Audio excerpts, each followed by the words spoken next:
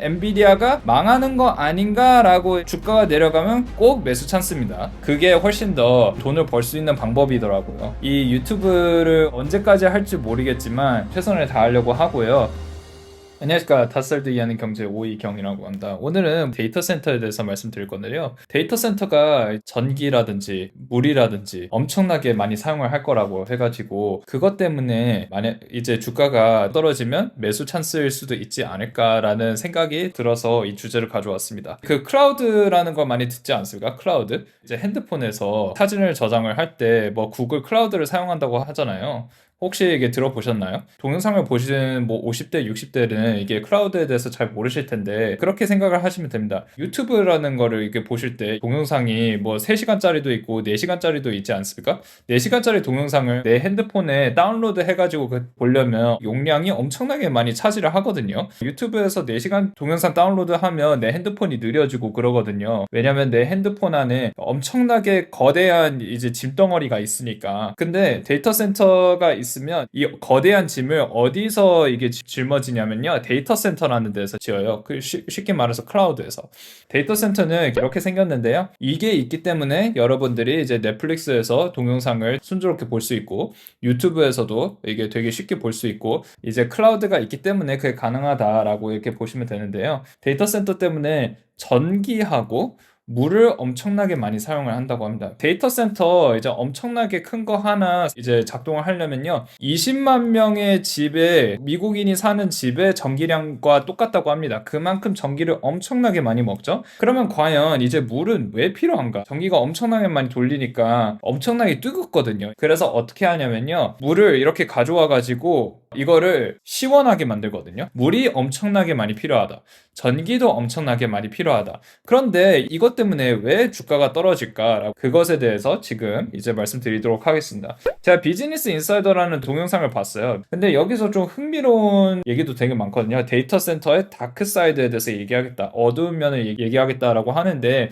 여기 점 보이시죠? 점들이 전부 다 이게 다 데이터 센터예요. 데이터 센터가 어디에 있습니까, 여러분? 너무 작게 나와가지고 이게 잘 안 보일 수 있는데 거주 지역이 있어요. 그게 왜 그럴까요? 사람들은 어디에 살고 싶어요? 전기가 많은 곳이에요. 물이 많은 곳이에요. 그리고 땅이 싼 곳이에요. 그리고 그 세금 혜택을 많이 받는 곳이에요. 네 가지를 가지고 있는 땅이 바로 거주 지역이거든요. 근데 데이터 센터도 똑같아요. 데이터 센터도 물이 많이 필요하고 전기도 많이 필요하고 세금도 아꼈으면 좋겠고 땅값도 싼 데를 이렇게 찾거든요. 그래서 이 네 가지를 다 충족하는 곳이 이런 곳들이기 때문에, 그래서 이런 곳에 데이터 센터들이 엄청나게 많대요. 저는 솔직히 말해서 그냥 사막이 있는 줄 알았거든요. 이 동영상 보고 좀 생각이 좀 많아졌어요. 이 사람들이, 여기 사는 사람들이 가만히 내버려 둘까? 이 데이터 센터 때문에 물이 없다, 이것 때문에 좀 트러블이 생겨가지고 주가가 그것 때문에 떨어지지 않을까라고 이렇게 생각이 들더라고요. 왜냐하면 어떤 데는 이제 여기 보시면요, 여기에 데이터 센터가 이렇게 크게 있는데 여기 사시는 분이 뭐라고 얘기를 하냐면요, 여기서 소리가 너무 크게 나가지고 이제 기둥을 좀 더 이제 길게 해가지고 소리를 좀 차단했다고 하더라고요.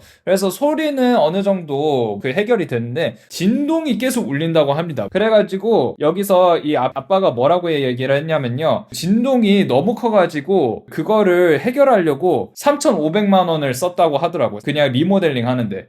그럼에도 불구하고 진동이 아직까지도 들린다고 하더라고요.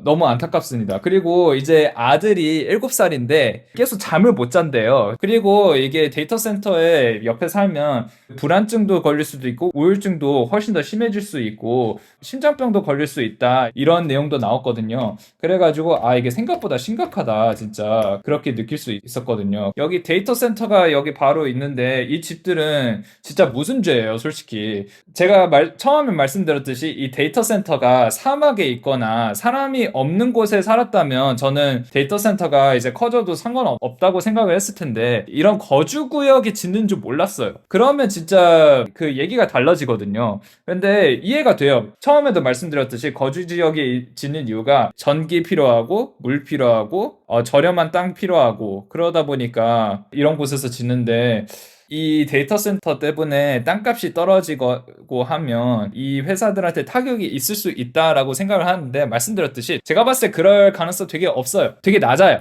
그럼에도 불구하고 이런 것 때문에 데이터 센터를 많이 발달을 못한다라고 해서 이게 주가가 내려가면 그게 매수 찬스라고 생각을 합니다. 이 내용을 가져온 이유가 뭐냐면요. 이 동영상을 보면서 이때가 매수 찬스겠다라고 하면서 미리 준비를 하는 거죠. 여러분 그거 아십니까? 이 마이크로소프트, 메타, 아마존 이 회사들은 사실 돈이 진짜 많아요. 그러니까 제가 항상 회사를 볼 때 이익하고 현금, 그 자유현금 흐름을 보라고 했지 않습니까? 자유현금 흐름. 이 두 가지를 무조건 봐야 됩니다. 근데 이제 엔비디아 같은 경우도 어떻게 보면 이런 경우에서 되게 좀 리스크가 높은 회사예요. 왜냐하면 엔비디아가 AI GPU를 그 전기를 돌리려면요.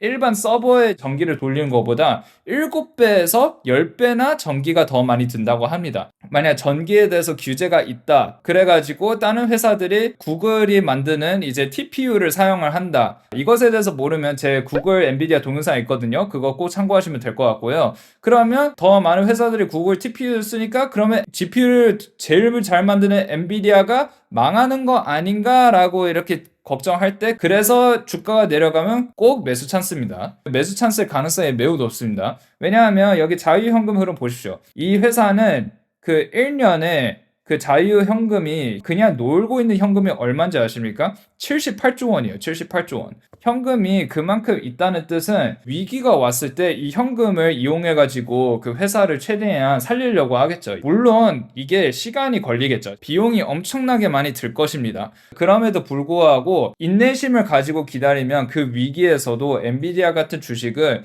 좀 내려가도 그 결국에는 올라갑니다. 물론 이 뭐 100%는 없어요. 100%는 없는데 한번 시스코 보십시오. 시스코가 닷컴 버블 때 엄청나게 망했거든요. 그럼에도 불구하고 여기까지 왔지 않습니까? 물론 이제 다른 미국 주식보다는 큰 폭으로 올라가진 않았는데 그래도 아직 살아남아 있어요. AMD 바로 밑에 있어요. 시스코가. 그 시스코가 생각보다 엄청나게 큰 회사예요. 테슬라, 넷플릭스, ASML, 코스코, 팔란티어, AMD, 그 다음에 시스코예요. 제가 왜 시스코를 굳이 말씀드리자면요. 이 시스코 시스템 회사가 닷컴 버블 때는 1등이었어요. 이게 그때 당시 엔비디아라고 생각하시면 돼요.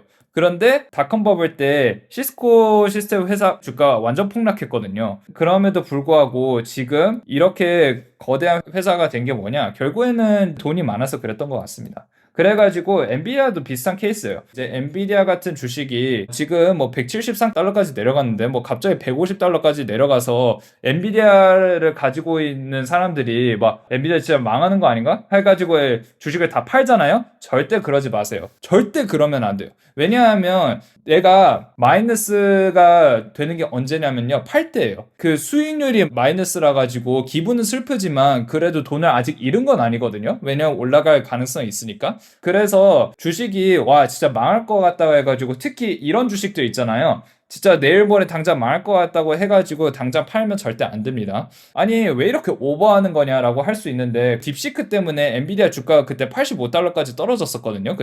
그때는 뉴스에서 진짜 엔비디아는 망한다, 엔비디아의 비싼 GPU 이제 절대 안 쓴다, 그렇게 얘기를 많이 했었거든요. 그럼에도 불구하고 저는 그때 조금씩 샀어요. 제가 엔비디아 주식을 언제 팔았냐면요. 170달러에 그 절반을 팔았거든요.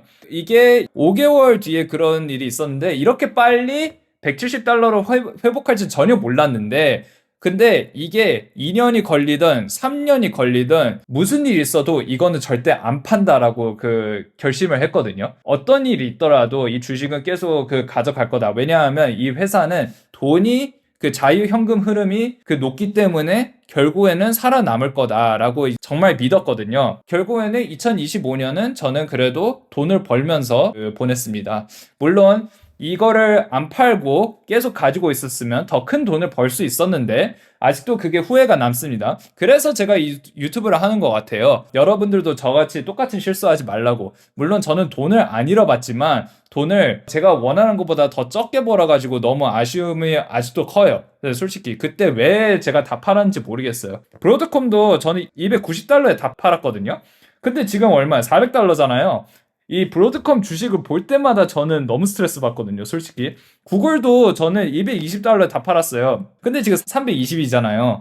아, 이것만 봐도 진짜 열받습니다. 마이크로소프트도 제가 520달러에 다 팔았는데, 뭐 지금은 더 떨어졌지만, 그래서 저는 그 아마존을 그래서 새로운 방법을 택했는데요. 아마존에 230달러에 자동 매도를 걸었거든요. 어느 정도까지 떨어지면 이제 자동으로 다 팔릴 수 있게 그냥 그렇게 전략을 바꿔봤습니다. 이거는 오늘 얘기할 내용은 아니지만 미국 주식을 가지고 있으면 아무리 올라갔다고 해도 다 팔지 말고 자동 매도를 거세요. 그게 훨씬 더 돈을 벌 수 있는 방법이더라고요. 근데 가장 중요한 건 뭡니까? 워런 버핏이 항상 말하는 게 뭐냐면요. 첫 번째, 돈을 잃지 마라. 두 번째, 돈을 잃지 마라라고 하거든요. 돈을 잃지 말라는 게 뭐냐면요. 떨어진다고 해서 다 파는 게 결국에는 그 돈을 잃는 거거든요. 그럴 때는 말씀드렸듯이 그냥 어떻게 할지 모르잖아요. 그냥 오이경 채널 계속 보세요. 이 유튜브를 언제까지 할지 모르겠어요. 왜냐하면 말씀드렸듯이 저는 투자업에 지금 그 일하고 있고 지금 좀 그나마 이제 여유가 있으니까 이걸 하고 있지. 나중에 바빠지면 이걸 유튜브를 못 할 수도 있거든요. 정말로. 그래서 이걸 언제까지 할지 모르겠지만 그래도 그 지금 할 수 있을 때 최선을 다하려고 하고요. 그 전까지는 계속 제 동영상을 보시고 이제 공부를 계속 하셨으면 좋겠습니다. 뭐 제가 도움이 크게 될지는 모르겠습니다. 그럼에도 뭐 최선을 다하겠습니다. 오늘도 시청해 주셔서 감사드리고 구독, 좋아요, 알림 설정 부탁드리겠습니다. 감사합니다.